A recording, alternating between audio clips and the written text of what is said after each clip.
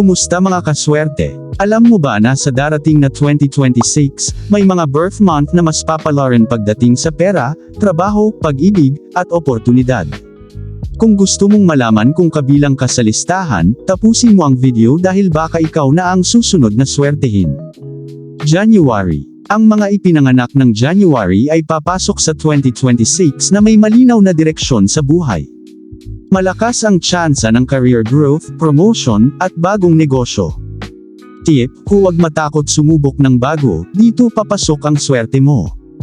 March. Para sa mga March, 2026 na ay taon ng pera at connections. May darating na taong tutulong sa iyo para umangat. Pwede ring may unexpected income o bonus. June.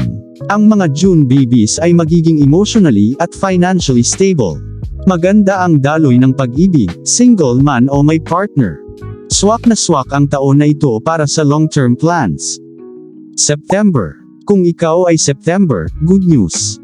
2026 na ay taon ng big decisions na magdadala ng malaking pagbabago. Lumipat man ng trabaho o magsimula ng negosyo, may gabay ang swerte sa'yo. December. Ang December born ay papasok sa 2026 na may malakas na good luck energy. Travel, success, at personal growth ang tema ng taon mo. May mga pangarap kang matutupad basta maniwala ka sa sarili mo.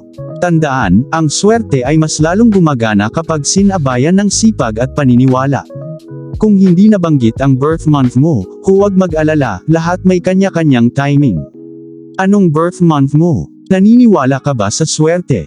Like, subscribe, at share para sa mas marami pang lucky videos.